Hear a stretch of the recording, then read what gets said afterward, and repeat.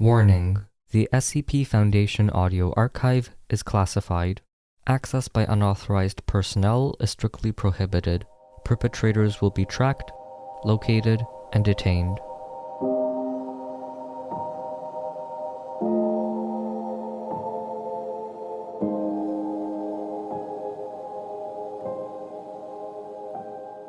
Nose Crab. Item Number SCP-1104. Object Class Keter. Special Containment Procedures. Complete destruction of SCP-1104 is endorsed, should adequate means be developed. While individual instances of SCP-1104 are easily terminated, SCP-1104 is endemic to subsurface geological formations in northwestern, rendering the surmised primary population of SCP-1104 inaccessible to convenient lethal agents. A surrounding area 10 kilometers in diameter has been designated Site-104 and cordoned from the public under guise of endangered species preservation.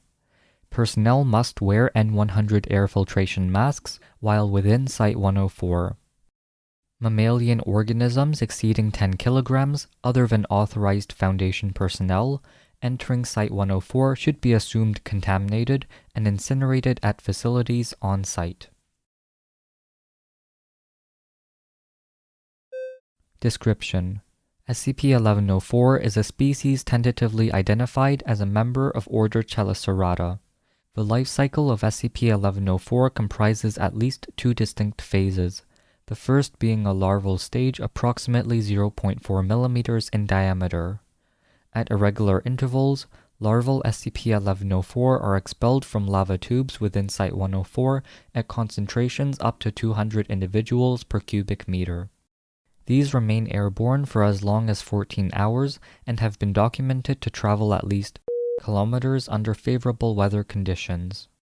When inhaled, larvae will adhere to nasal mucosa, where they will secrete an array of H1 receptor antagonists that suppress both local inflammation and implantation of further larvae. Over a period of 6 to 8 months, SCP-1104 will grow and extend appendages through the host's ethmoidal canals. Hosts generally remain unaware of the presence of SCP-1104, apart from persistent but non-specific headaches. On maturation, SCP-1104 will begin applying pressure to the host's optic nerves, causing obstruction of a central visual field.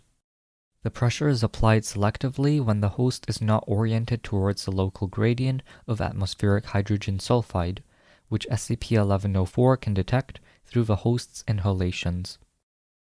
After an initial period of distress, the host will begin to prefer to face and travel in the directions where they do not face visual disturbances, thus tracing the source of hydrogen sulfide. Upon reaching a zone of sufficient hydrogen sulfide concentration, SCP-1104 projects appendages into the host's prefrontal cortex, causing unconsciousness, during which SCP-1104 exits the host via the ocular cavity.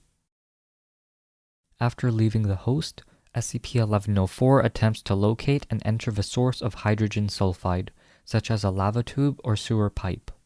SCP-1104's subterranean life cycle has not been documented.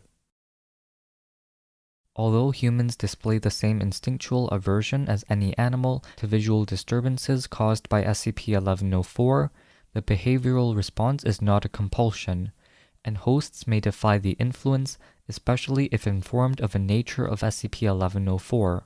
Note that subsequent hostility toward research personnel should be anticipated. Attempts at surgically removing or poisoning a fully developed SCP-1104 result in the immediate elicitation of its exit response.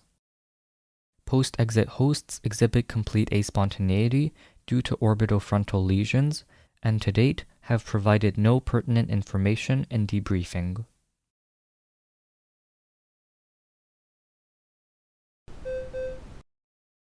Thank you for listening. Intro music was from Punch Deck. You can find more at soundcloud.com/punch-deck. Level 2 patrons or higher can get early, ad-free episodes. Thank you to this month's newest patron, Shadow of 1471. Rating, reviewing, and sharing always helps. You can also find a link to join our Discord server in the description or show notes below. Thanks for listening, and I'll see you in the next episode.